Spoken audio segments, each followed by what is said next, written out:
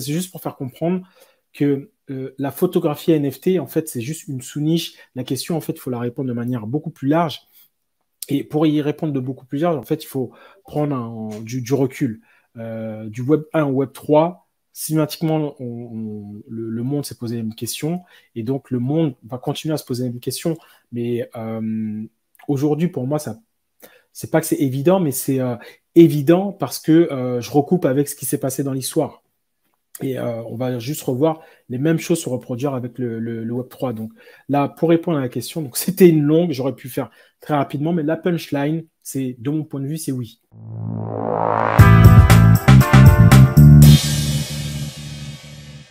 Bonjour à tous, bienvenue dans un nouvel épisode de Get Robert, Get Robert numéro 5. C'est l'épisode numéro 5 et Get Robert, qu'est-ce que c'est? C'est mon show où en gros vous avez des questions et moi j'y réponds et on va démarrer tout de suite. On peut commencer. Alors, ok, bon, j'y capte que dalle au NFT et au Ethereum. Ça sert à quoi d'avoir des coins si on n'a pas de NFT de celui qui les génère? Est-ce qu'ils prennent de la valeur? Donc c'est une question de Jesse SEO Noob. Donc, c'est une question récente, hein, ça date du 27 mars 2022. Donc, bon, j'y capte que dalle au NFT, au Ethereum. Bon, globalement. Okay. Donc, j'y capte que dalle au NFT, au Ethereum. Donc, déjà, NFT, qu'est-ce que c'est? C'est une technologie qui vit sur la blockchain et qui permet en fait de définir qui est le propriétaire d'une chose et cette chose peut être physique ou digitale. Ethereum, c'est un type de blockchain et c'est un blockchain de type smart contract. Et justement, en fait, les NFT sont utilisés en fait sur les blockchains de type smart contract. Donc, les smart contracts, qu'est-ce que c'est? C'est contrat intelligent qui fonctionne sur le principe de si quelque chose, alors action. Ça sert à quoi d'avoir des coins si on n'a pas de NFT de celui qui les génère? Donc, le coin et l'NFT, c'est deux choses séparées. Donc, le coin, il faut le voir en fait comme le sort de la monnaie en fait d'une blockchain. Donc ça, c'est vraiment, il y a vraiment l'aspect en fait, c'est vraiment l'aspect monnaie. Et le NFT, c'est quelque chose, c'est quelque chose d'autre. Donc c'est-à-dire que par exemple, si on prend l'exemple d'Ethereum, on peut prendre l'exemple de Solana ou de Tezos, peu importe. Donc il y a la blockchain. Donc, pour interagir avec la blockchain, on a le coin de cette blockchain.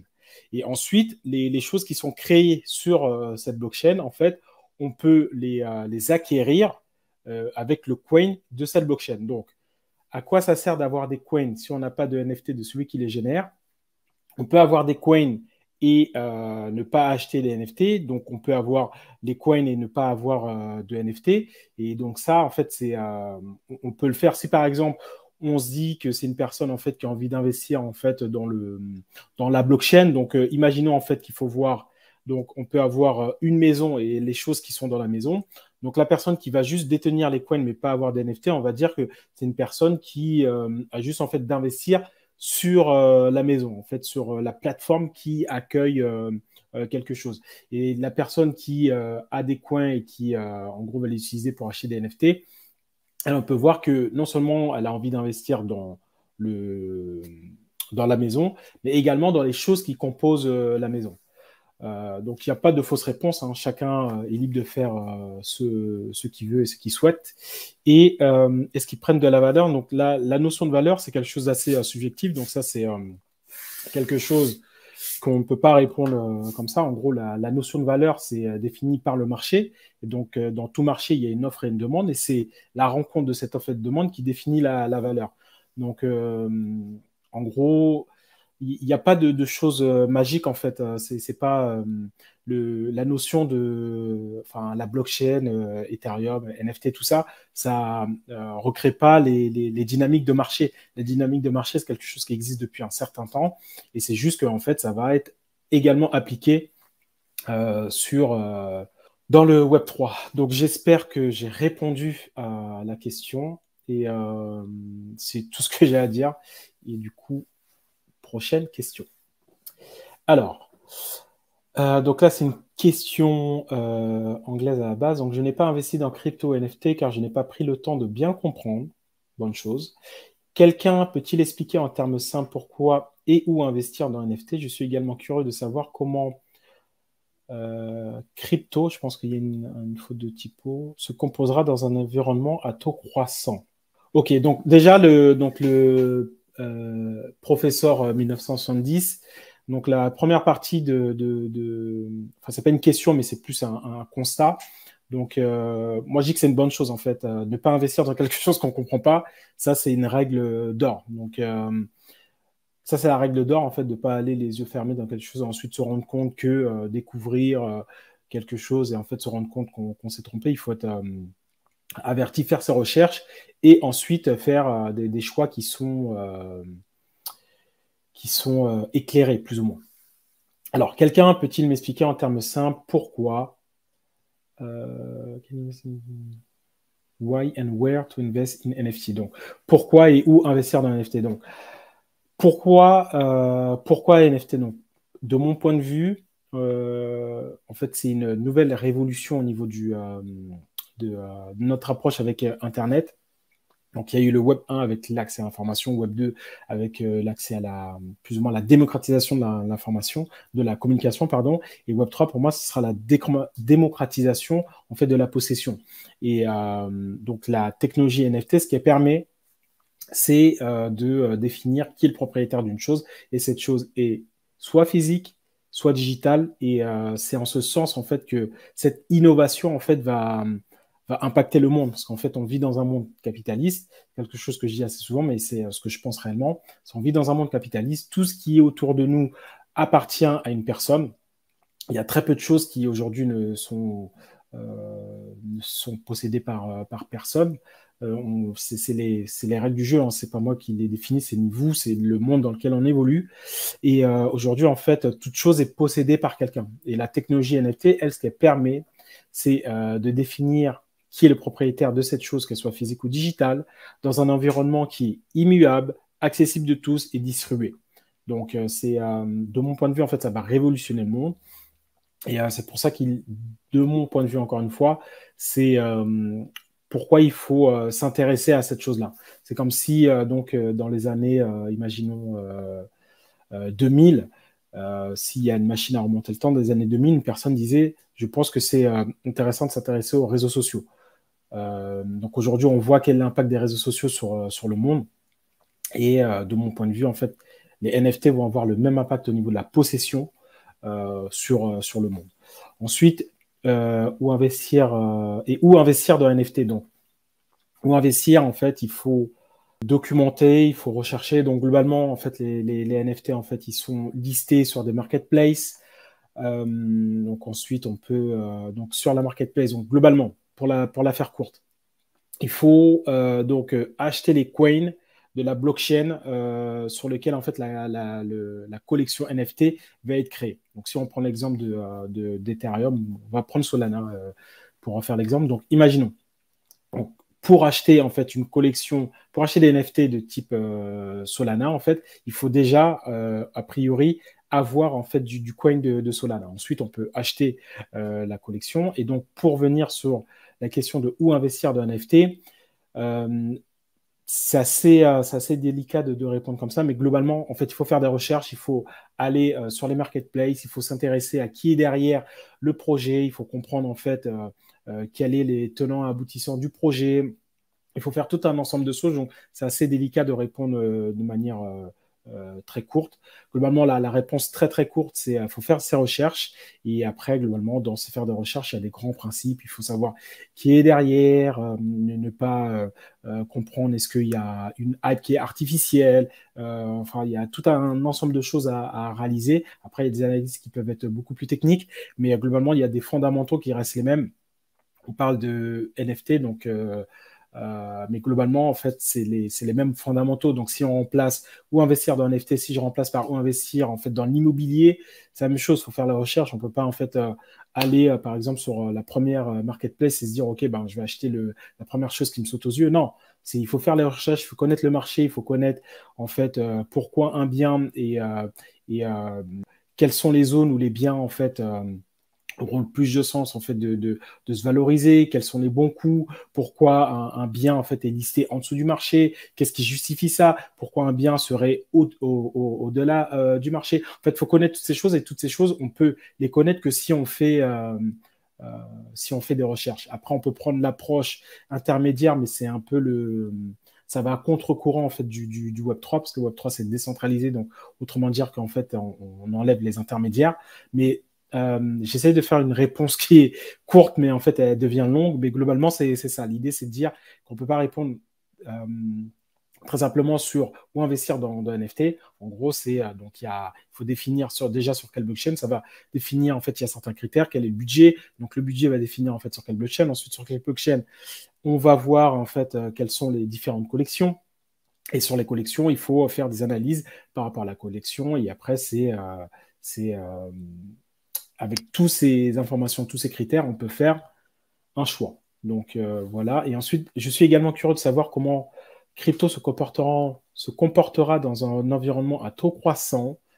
Là, malheureusement, j'ai pas de billes parce que je comprends pas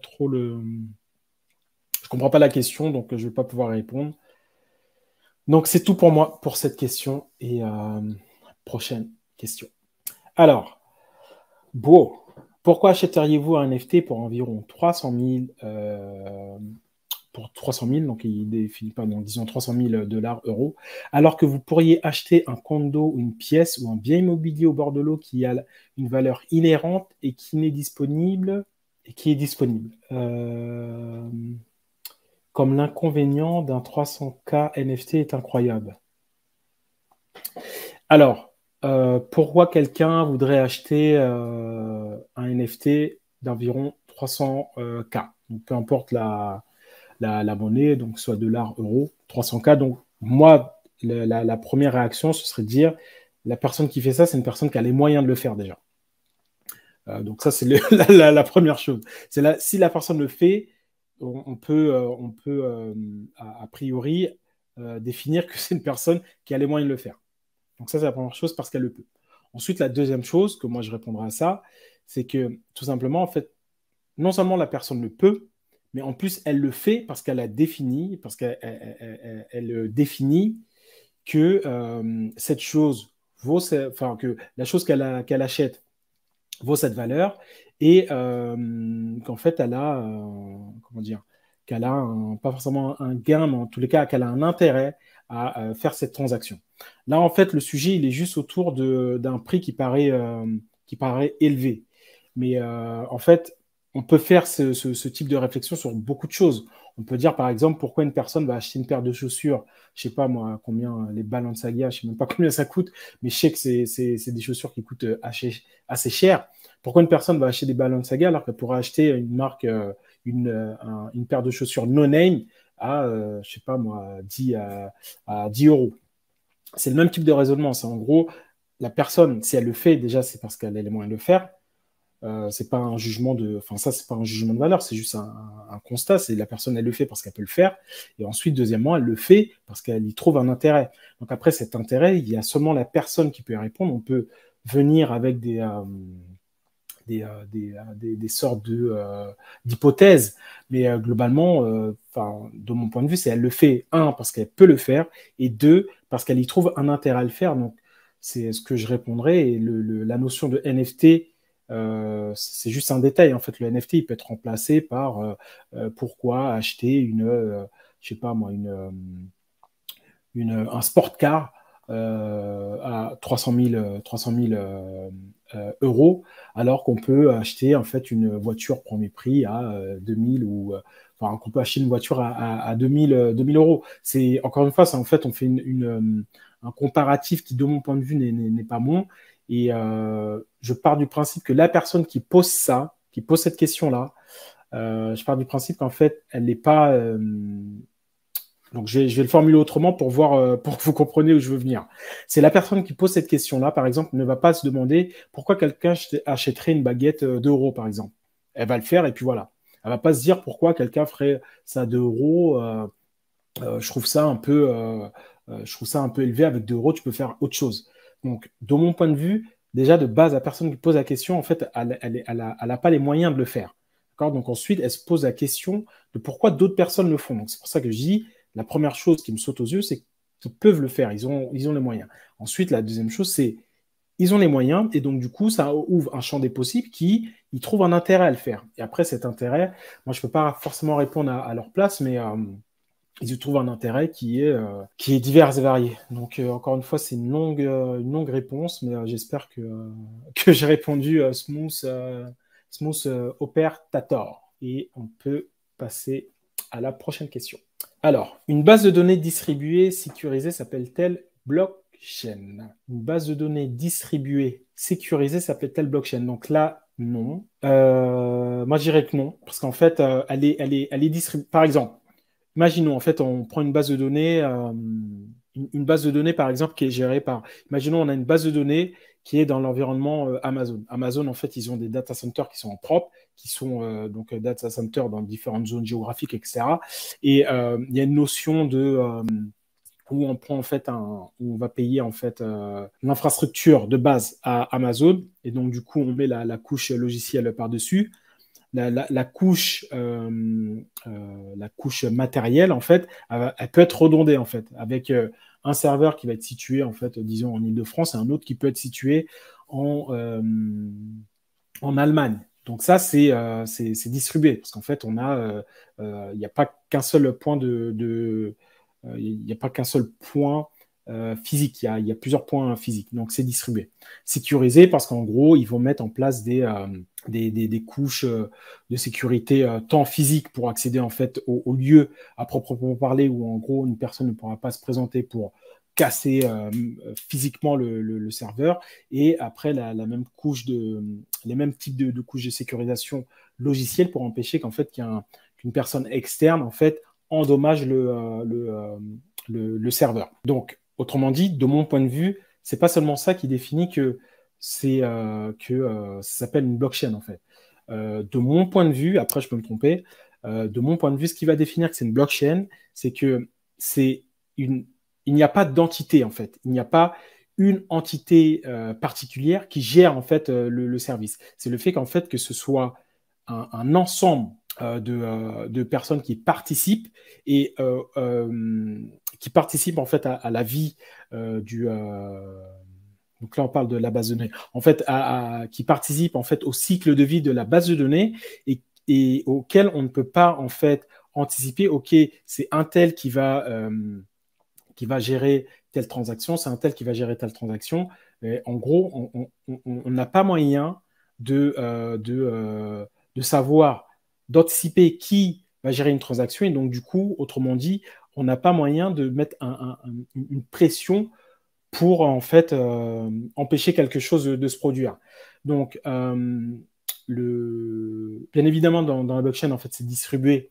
Et il y a la notion de sécurité. Mais là, ce qui manque, de mon point de vue, pour définir que c'est une blockchain, c'est la notion où il n'y a pas une entité derrière. En fait, que c'est un ensemble d'entités qui gèrent en fait ce réseau-là. Donc, moi, c'est ce que je répondrais. Donc, pour moi, en fait, il y a la notion de distribution, il y a la notion de sécurisation, mais ce qui manque, c'est la notion de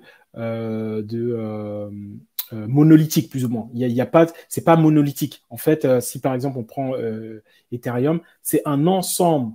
Il y a le réseau, comment il fonctionne.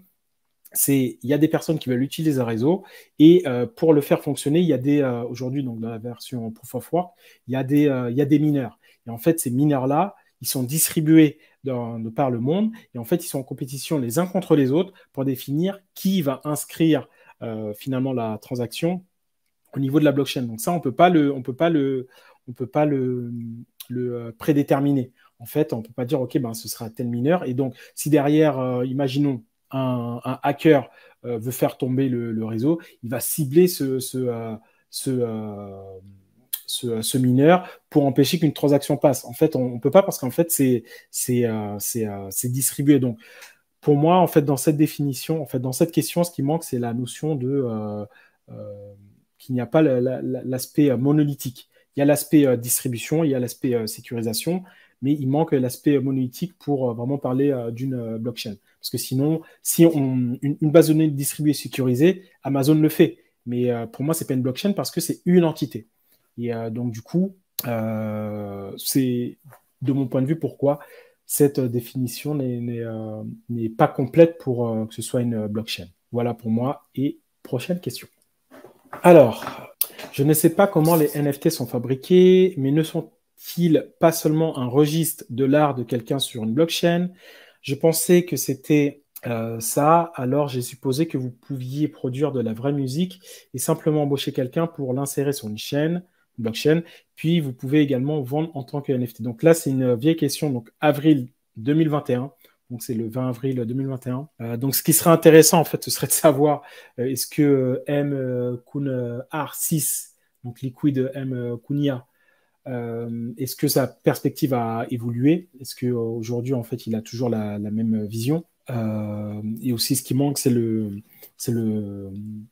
tweet d'origine, en fait, pour avoir le contexte, en fait, de la réponse, en fait, de Liquid Kunia. Mais comment les NFT sont fabriqués, en fait, ils sont donc comment c'est fabriqué, en fait, c'est du code, en fait, c'est un c'est du code en fait au niveau d'une blockchain. Donc techniquement en fait le NFT quand on parle du NFT en fait c'est une inscription de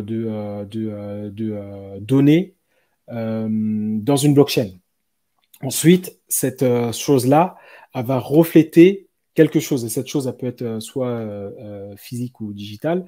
Et en fait, ces choses-là, en fait, on parle au niveau des métadatas. Donc, c'est les métadatas, en fait, qui vont permettre de savoir, OK, on parle de ça, on parle de ci, donc ça réfère à tel smart contract, ça réfère à telle collection, etc. Donc, c'est là qu'on va voir tout le détail. Donc là, la question, elle est posée sur de l'art, en fait. Donc là, c'est le principe, en fait, d'un NFT de type artistique. Mais ne sont-ils pas seulement un registre de l'art de quelqu'un sur une blockchain? Donc c'est ce que je viens de dire, en fait. Il y a le NFT. En fait, il faut dissocier le NFT et la chose qu'il représente. Donc le NFT, donc ça, c'est la chose qui est dans la blockchain. Mais la chose qu'il représente, c'est n'importe quoi. Donc après, en fonction des métadatas, c'est là qu'on sait qu'est-ce que ça représente. Je pensais que c'était ça, alors j'ai supposé que vous pouviez produire de la vraie musique et simplement embaucher quelqu'un pour l'enserrer.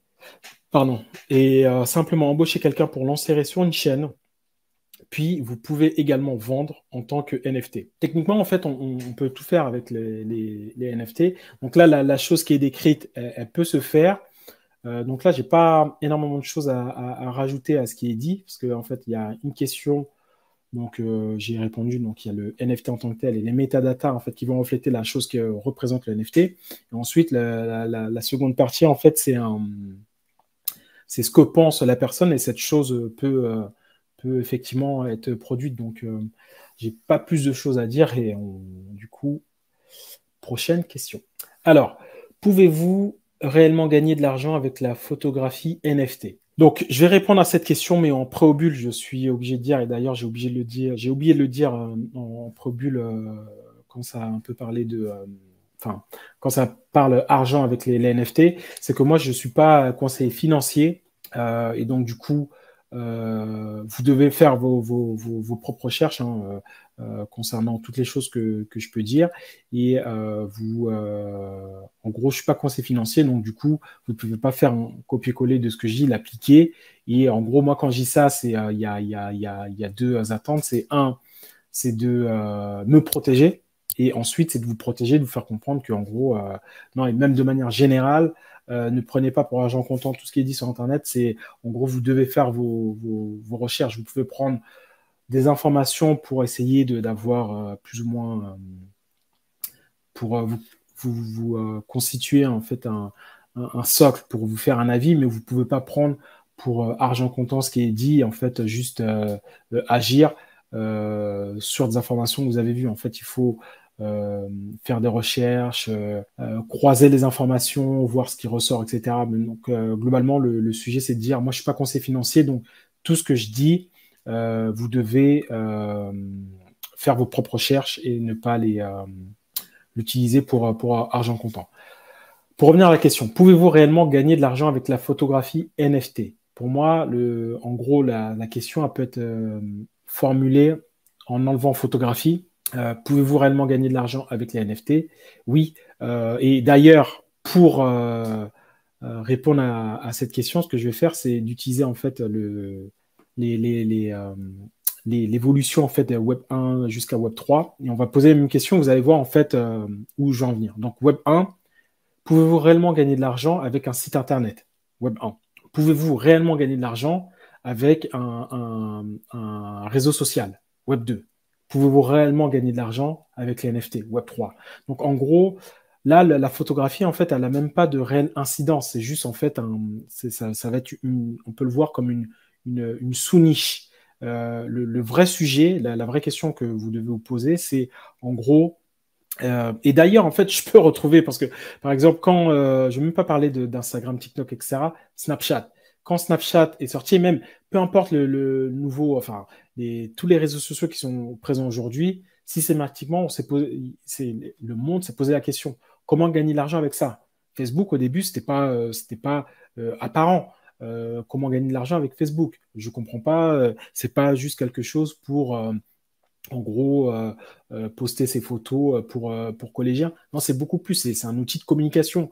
Et comment je fais pour gagner de l'argent avec Instagram? Quand Instagram, ok, Instagram, ça a été un peu le fer de lance de toute la génération d'influenceurs, en fait. Les influenceurs, en gros, qui sont issus euh, du monde web et non pas du monde télé. Vous prenez n'importe quel réseau social, vous posez la même question. Historiquement, quand en gros c'était pas évident pour tout le monde, on va dire que le marché n'était pas mature, il n'y a que certains qui profitaient largement de cette chose-là. Et quand ça devient mature pour tout le monde essaye de se lancer, tout le monde essaye d'utiliser les mêmes codes, etc. Ok, ben globalement, si je prends les réseaux sociaux, en gros, je vais aller faire donc, je vais faire du contenu. Ce contenu-là, je vais essayer de les faire s'inscrire, récupérer les emails. Quand j'ai les emails, en fait, je vais envoyer une série d'emails. Ensuite, je vais proposer en fait donc sur le réseau social, je propose un link magnet pour récupérer l'email. Quand j'ai l'email, en fait, j'envoie une série d'emails. De cette série d'emails, en fait, j'essaie de les chauffer, de les préparer pour leur proposer en fait une petite vente. De cette petite vente, en fait, j'essaie de faire des ventes additionnelles, etc. Donc ça, c'est en fait, c'est un framework. Donc là, je parle d'infoprenariat, mais globalement, l'infoprenariat, il y a énormément d'infopreneurs qui ont utilisé les réseaux sociaux comme backbone à leur business. Et a priori, c'était pas évident. Et donc, du coup, a priori, il y a beaucoup de personnes qui se posent la question, comment est-ce qu'il est réellement possible de gagner de l'argent avec ça, avec les réseaux sociaux? Et donc, du coup, c'est une longue réponse, mais c'est juste pour faire comprendre que la photographie NFT, en fait, c'est juste une sous-niche. La question, en fait, il faut la répondre de manière beaucoup plus large. Et pour y répondre de beaucoup plus large, en fait, il faut prendre du recul. Du Web 1 au Web 3, systématiquement, le monde s'est posé une question. Et donc, le monde va continuer à se poser une question. Mais aujourd'hui, pour moi, ça, c'est pas que c'est évident, mais c'est évident parce que je recoupe avec ce qui s'est passé dans l'histoire. Et on va juste revoir les mêmes choses se reproduire avec le Web 3. Donc là, pour répondre à la question, donc c'était une longue, j'aurais pu faire très rapidement, mais la punchline, c'est, de mon point de vue, c'est oui. Voilà. Donc, prochaine question. Alors, si vous pouviez explorer un monde créé ou stylisé par un artiste de l'espace NFT qui vous vient à l'esprit, en premier. Ok, donc il manque une virgule. Donc, je refais avec l'intonation. Donc, si vous pouviez explorer un monde créé ou stylisé par un artiste de l'espace NFT, virgule, qui vous vient à l'esprit en premier? Un monde créé. Là, j'ai pas vraiment de nom. Après, en fait, moi, je suis pas. Euh, je- si je donne un nom, c'est plus des noms qui vont être connus.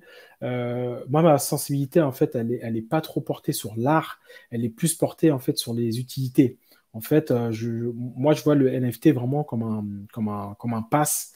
Et ce pass, en fait, il permet soit l'accès à une expérience ou l'accès, en fait, à une chose, en fait.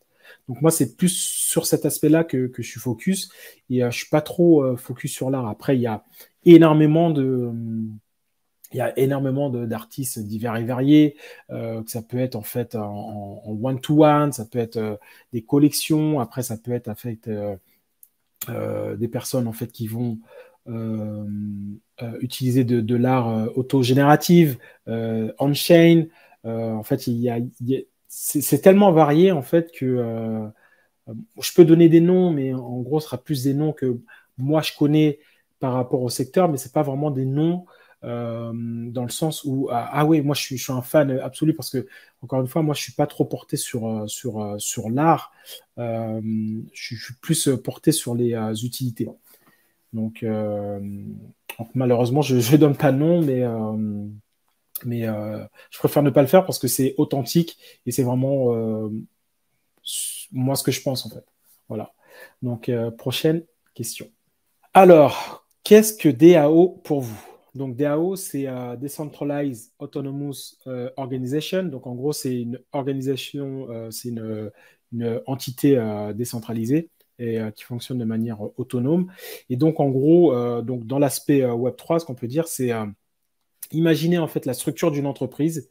Et ben, vous recréez la même chose, mais de manière distribuée et qui peut fonctionner de manière autonome. Donc en gros, c'est comme si, euh, imaginons, aujourd'hui, on va parler pour faire l'exemple, Google aujourd'hui ou Apple. Apple, je ne me souviens plus qui est le PDG. Avant, il y avait Steve Jobs, mais il y a systématiquement en fait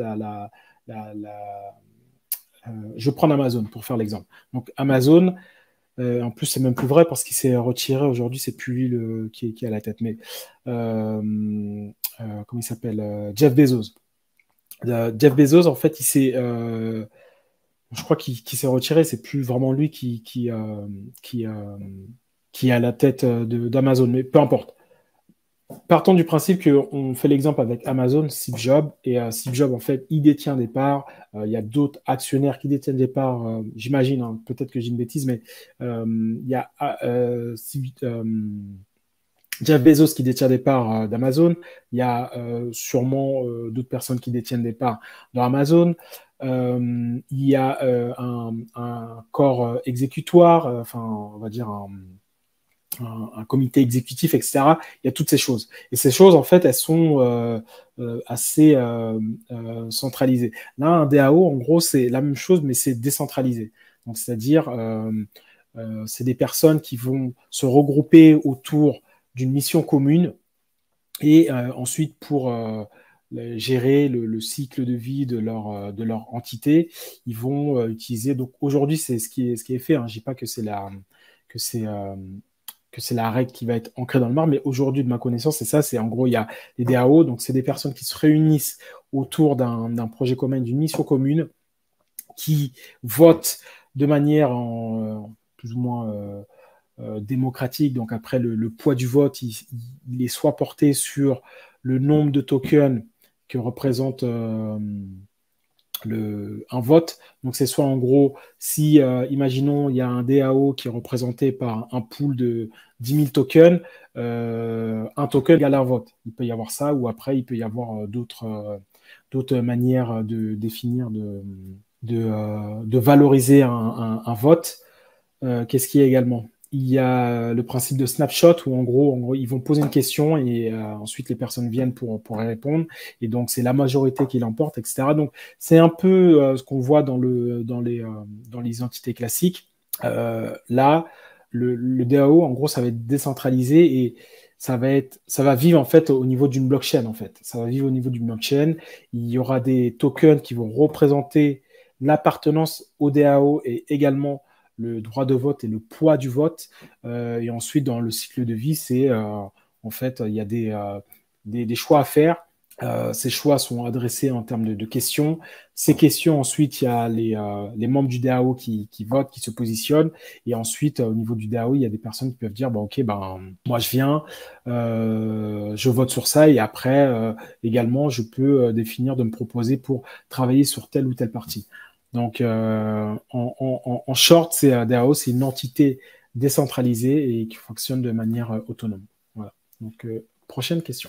Alors, on m'a dit que la communauté NFT appréciait l'art et était un lieu où les collectionneurs d'art et les artistes partageant les mêmes idées pouvaient s'épanouir.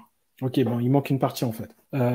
Donc pourquoi toute cette hype avec les jeux, les GIFs et les animés, les longs termes, enfin les projets avec les termes, enfin les buts à long terme. Ok, qu'est-ce qui s'est passé avec l'art? Donc, ok, donc je comprends. En fait, là, c'est Board Unseen qui pose la question. Donc, quand il pose la question, en fait, le premier chose qu'il fait, c'est qu'il pose le contexte. J'ai cru comprendre que les NFT, c'était juste de l'art. Et maintenant, je vois qu'il y a énormément de choses avec la hype au niveau des jeux, des GIFs, d'animés et des long termes, enfin des projets avec des buts à long terme. Qu'est-ce qui s'est passé avec l'art? Moi, ce que je réponds, c'est que l'art, c'est le premier cas d'utilisation qui a permis de démocratiser un petit peu les NFT. Mais les NFT en tant que tels, c'est une technologie, et cette technologie, en fait, elle n'est pas juste présente pour être utilisée par l'art. Donc, globalement, toutes les industries vont utiliser les NFT. Et pour répondre à la question, c'est juste les prémices, en fait, du monde qui va s'approprier les NFT en tant que tel. Donc, c'est ce que j'ai à dire. Ok. Prochaine question. Alors, quel est le but de l'art NFT s'il peut être copié? Je passe à côté de l'essentiel et je confirme passer à côté de l'essentiel. Parce que, en fait, déjà d'une part, il faut définir qu'est-ce qui est une copie. Parce qu'une copie, quand on comprend la technologie NFT, on comprend qu'en fait, que le NFT va être là comme un garant du fait de qu'est-ce qui est l'original. Ça, c'est la première chose. La deuxième chose, c'est que de l'art qui peut être copié, on enlève le mot NFT et la chose s'applique. Donc, c'est-à-dire que, imaginons, on prend, je sais pas moi, on prend n'importe quelle œuvre, on va au musée du Louvre, on prend n'importe quelle œuvre, une personne est en mesure de faire une copie de cette chose-là. Ce qui va se passer derrière, c'est que pour que la personne qui a fait la copie puisse exploiter la copie, ce qui va se passer, c'est que il faut qu'elle trouve une personne qui va être intéressée par la copie, il faut qu'elle ne se fasse pas démasquer, il faut tout un ensemble de choses. Là, la technologie NFT, ce qu'elle permet, c'est de cibler et de définir réellement quel est l'original. Et deuxièmement, c'est de tracer de manière très précise qui a été à l'origine en fait d'un token et quels ont été chaque propriétaire de ce token-là. Donc, l'argument de l'art peut être copié, je manque l'essentiel en fait du NFT, c'est ne pas comprendre en fait la technologie, comment elle fonctionne. Et donc, moi, c'est ce que j'ai à dire. Donc, premièrement, c'est que le NFT va permettre de vraiment retrouver un original. Il va également permettre de retrouver l'historique des propriétaires et la notion de plus ou moins de recopie, en fait, elle n'est pas propre au NFT. C'est quelque chose qui est vrai dans le monde physique tout court. Et donc, c'est ce que j'ai à dire à ce niveau-là. Voilà, globalement, c'est ce que j'ai à dire. Donc, prochaine question. Comment les différents dApps communiquent-elles entre eux? S'il n'y a pas de responsabilité centralisée, cela signifie-t-il que des utilisateurs doivent maintenir un node pour chaque dApp qui les intéresse? Alors, c'est une très bonne question, blockchain question. Donc, Sim Lesan, c'est une très bonne question. Donc, déjà, un dApp, c'est quoi? C'est une application décentralisée. Donc, c'est une application en fait qui est créée sur une blockchain. Comment les différents dApps communiquent entre eux? Donc, ils communiquent en fait au travers de. Donc, c'est les smart contracts en fait, ils vont interagir. Déjà de base, donc un dApp, donc c'est une application décentralisée. Donc, une application décentralisée, ça va être un ensemble de smart contracts. Et donc, un ensemble de smart contracts, on prend, donc ça c'est un dApp, c'est un ensemble de smart contracts. Il y a un autre dApp, c'est un ensemble de smart contracts. Comment les deux communiquent entre eux? Eh ben, c'est des communications entre les smart contracts. Ensuite, s'il n'y a pas de responsabilité centralisée, cela signifie-t-il que les utilisateurs doivent maintenir un nœud pour chaque dApp qui les intéresse? C'est là qu'il y a une petite subtilité. C'est que c'est un dApps, donc c'est une application qui est décentralisée. Donc l'application, elle est décentralisée, mais pour autant, il peut y avoir une entité qui est derrière. D'accord? Donc c'est-à-dire qu'il y a une entité et donc sur le principe, l'application, elle est décentralisée, mais sur le fond, d'accord, il y a toujours une notion de centralisation. Par exemple, sur le marché, les places de marché NFT. Aujourd'hui, OpenSea clairement domine sur Ethereum. OpenSea, pardon.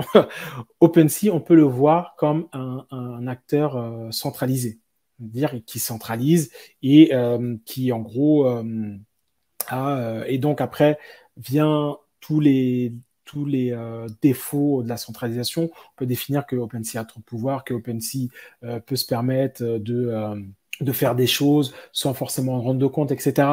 Tout ça pour dire que c'est pas parce que c'est un dApps, donc c'est une application qui est décentralisée, que ça veut forcément dire que l'ensemble du cycle de vie autour de cette chose-là est vraiment décentralisé. C'est-à-dire que derrière, s'il y a une entité, ben, ça reste quand même centralisé. Donc voilà, par exemple, je prends les Sorare. Donc Sorare, ça vit sur la blockchain, d'accord? Donc les tokens, tout ça, c'est décentralisé, mais Sorare, ça reste une entité, donc c'est centralisé. Donc voilà ce que je peux dire. Et donc du coup, sur l'aspect, est-ce que les utilisateurs doivent maintenir un nœud? Non, pas du tout. Les utilisateurs, eux, ils ont juste en fait à interagir avec l'application qui est décentralisée et ils n'ont pas à gérer en fait plus ou moins le back-end, quoi. Ils vont juste interagir avec, ils auront accès à l'expérience du point de vue d'un utilisateur. Ils n'ont pas besoin d'aller derrière pour modifier certains paramètres, etc. Ils vont juste en fait tout simplement accéder à l'expérience tout simplement.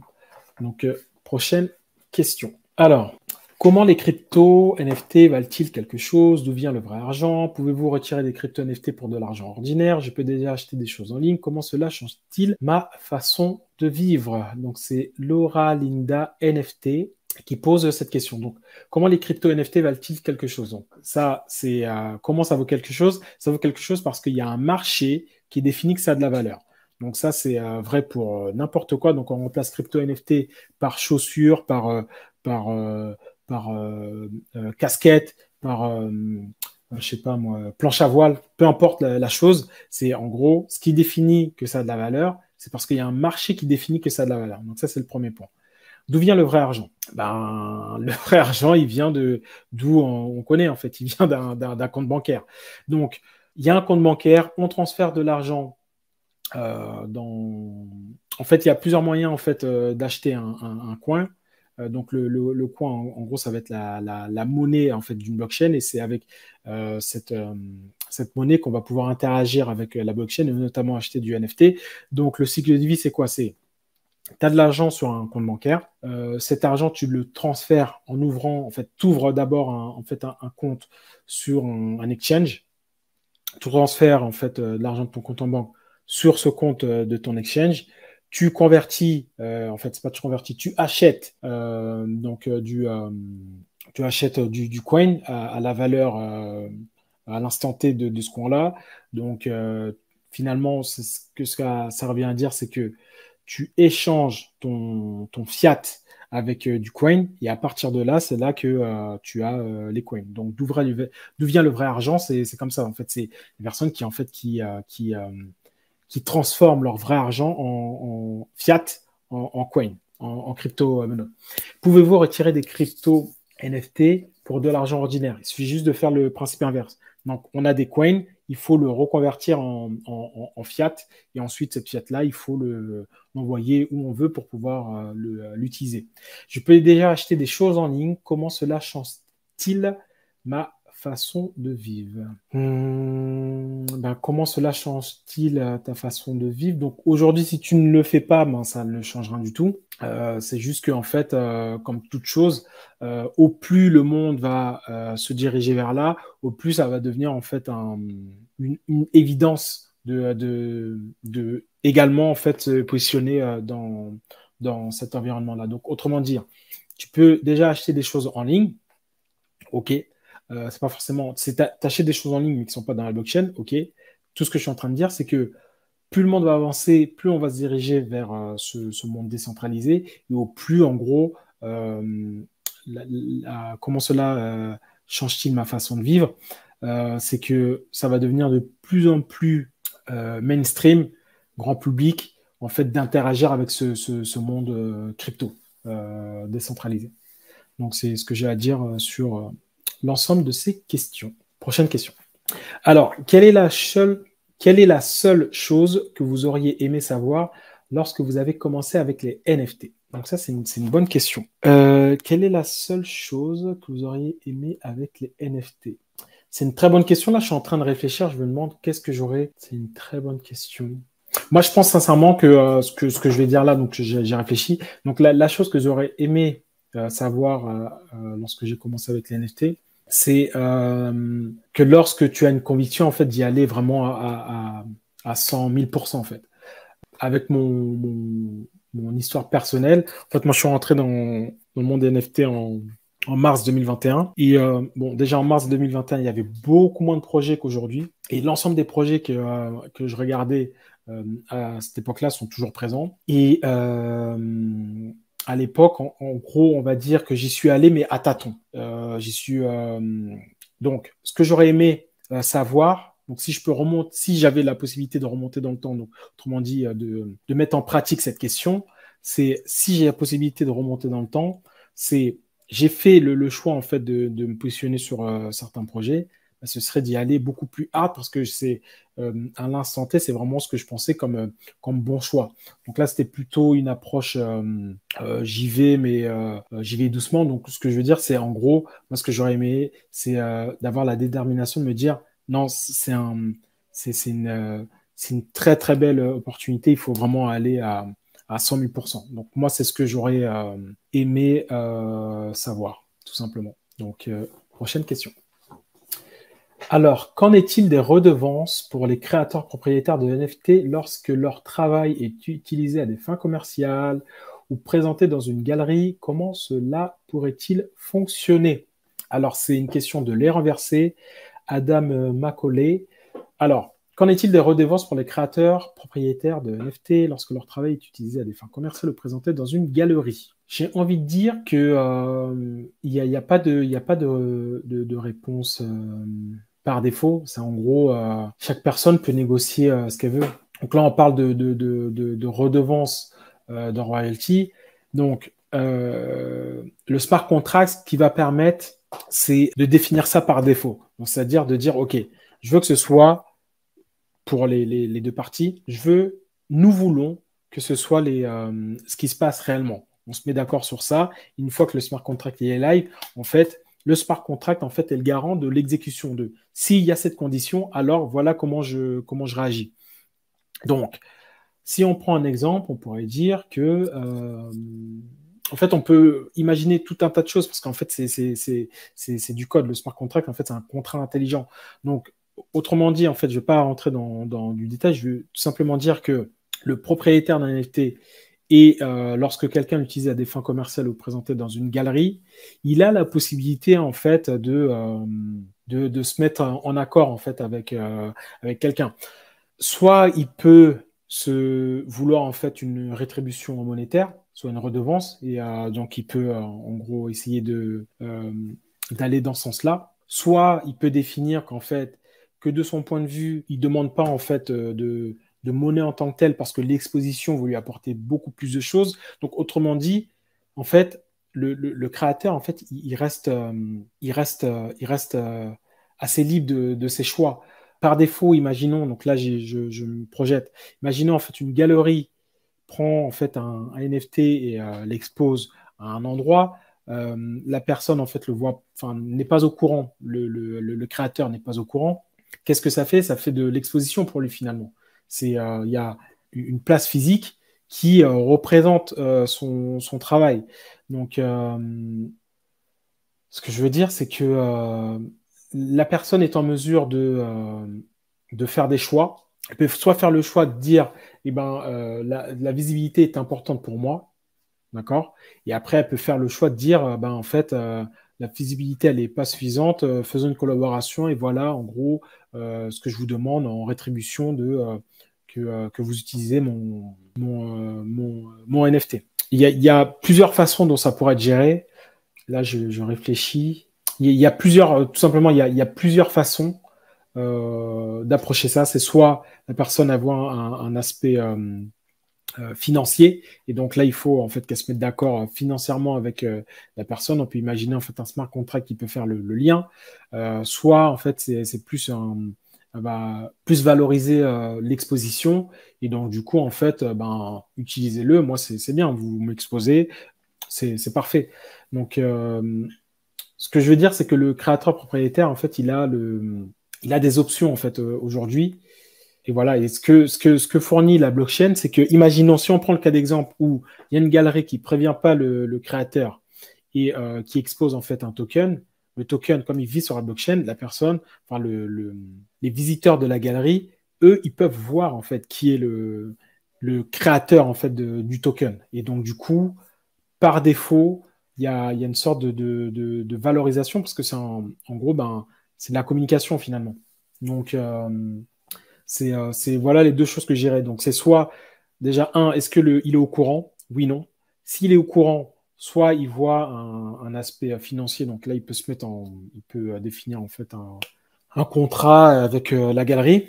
Soit il voit que l'exposition, c'est beaucoup plus important et donc du coup, il fait ça. Il peut faire une approche hybride également. Ou sinon, il n'est pas au courant. Et là, par défaut, la blockchain, en fait, elle intervient comme un garant de transparence et qui va permettre de définir, OK, quelqu'un représente ça, mais le visiteur, en fait, lui, il peut savoir, OK, d'où vient ce travail-là, qui est à l'origine, etc. Donc, voilà ce que je dirais. Et prochaine question. Alors, je regarde l'heure. Alors, ce sera la dernière question, celle-là. Donc, good morning. Donc, GM, good morning, NFT Family. Passons un bon dimanche. Question du jour. Préférez-vous qu'une NFT collection ait son propre pseudo Twitter pour aller avec son Discord ou cela n'a-t-il pas tellement d'importance? Donc là, la question, en fait, elle est posée autour de l'unicité, en fait, en termes de marque. Donc moi, je dirais que pour commencer, ça n'a pas réellement d'importance. Ce qui est plus important, parce que le handle, en fait, il peut être changé. Ce qui est plus important, c'est vraiment la valeur qui est fournie, en fait, à la communauté, en fait. Mais bien évidemment, ensuite, à un instant, ce principe, en fait, de marque va imposer, bien évidemment, en fait, d'avoir le handle bien, bien défini, une réutilisation, en fait, avoir une sorte de logique autour de la marque. Donc, ce que je veux dire, c'est qu'au début, de mon point de vue, c'est pas si important que ça. Je pars du principe que c'est une personne qui lance une collection. Je veux dire, au début, c'est pas si important que ça. Ça a du sens. Donc, si vous partez de zéro, donc logiquement, moi, je dirais que autant faire les choses propres dès le début. Mais si vous partez de zéro et que vous avez des handles qui sont un peu différents, je dirais qu'au début, c'est pas si important. C'est juste que, en fait, il faut se mettre à la place de la communauté. C'est-à-dire, s'il y a des noms qui sont vraiment différents, en fait, en gros, c'est plutôt, je vais poser la question, pourquoi mettre des noms différents si vous pouvez mettre le même nom partout? C'est en gros, qu'est-ce que ça va apporter à la communauté? Mis à part, en fait, de la confusion et mis à part de se poser des questions qui ont pas tellement d'importance, en fait. Donc, pour répondre à ça, moi, ce que je dirais, c'est tant qu'à faire, autant avoir le même nom, oui, d'avoir le même nom partout, d'avoir une cohérence au niveau de l'identité. Ça va renforcer l'image de marque. Donc voilà, donc autant le faire. Et si vous le faites pas, posez-vous la question de qu'est-ce que ça apporte en fait. Vous pouvez apporter de la valeur en ayant des handles différents, mais ces choses-là, en fait, ces handles différents, tant qu'à faire, autant avoir en fait une sorte d'unicité et d'avoir en fait plus ou moins, c'est comme si je disais un langage commun, mais pour l'image de marque, en fait, moi, je vois pas l'intérêt en fait d'utiliser des choses différentes. Donc, autant avoir des choses, des handles communs. Donc voilà. Donc, évitons de mettre de la friction à sa communauté lorsque ça n'a pas lieu d'être en fait. Et même l'idée, c'est de jamais mettre de friction. C'est toujours faire en sorte que ce soit le plus simple possible pour la communauté. Donc pour la communauté, s'il y a un nom sur YouTube, s'il y a un nom différent sur Discord, s'il y a un nom différent sur Twitter, c'est de la friction. Donc moi, ce que j'irais, c'est autant le corriger et faire quelque chose qui n'apporte pas de friction. Voilà, sur quelque chose qui est assez important parce qu'on parle aussi de la marque et de l'identité de la marque. Donc c'est ce que j'irais. Tant qu'à faire, et comme il pose la question, j'irais de faire de tout mettre de manière identique pour renforcer l'image de marque. Donc ça, c'est le côté sur le côté du créateur du projet, et pour la communauté, pour supprimer des frictions, pour qu'il n'y ait pas de friction, justement. Donc, c'est ce que j'irais, moi, sur cette question. Donc, c'était la dernière question aujourd'hui. C'était Get Robert épisode 5. Get Robert, qu'est-ce que c'est? C'est mon choix. Ou en gros, vous avez des questions, moi j'y réponds. Comment ça se passe? Donc aujourd'hui, taguez-moi en fait sur non, je vais le faire comme ça. Comment on fait? Hop. Donc c'est juste ici, là, hop, juste ici. Taguez-moi sur Twitter avec @RobertNalta, hashtag GetRobert. Et quand vous faites ça, moi, je peux détecter en fait votre question et ensuite l'exposer et vous donner la réponse dans un prochain épisode de Get Robert. J'espère que vous avez apprécié cet épisode, que je vous ai donné à minima des éléments de réflexion et dans le meilleur des cas, une réponse tout simplement. Et on se voit dans un prochain épisode et je vous dis à très bientôt. Sortez couverts. Et la chose que je peux dire, si vous êtes dans le monde NFT ou si vous voulez intégrer le monde des NFT, quand je dis sortez couverts, c'est protégez-vous et apprenez à vous protéger en fait dans cet univers parce que aujourd'hui c'est le Far West et si vous n'êtes pas protégé, tôt ou tard vous allez vous faire arnaquer et c'est la pire chose qui peut vous arriver. Donc éduquez-vous. Le savoir est le seul remède contre ça. Donc, je fais une petite aparté là. C'est plus Get Robert, mais c'est vraiment pour vous. Donc, si vous regardez Get Robert aujourd'hui, c'est parce que vous êtes intéressé par le monde NFT. Et donc, ce que je rajoute à ça, c'est si vous êtes intéressé au monde NFT, éduquez-vous pour ne pas être la cible d'arnaqueurs. Vous allez être la cible d'arnaqueurs, mais c'est surtout pour ne pas être victime des arnaqueurs. Donc, c'est ça que je voulais dire. Et je vous dis à bientôt dans un prochain épisode de Get Robert. Ciao!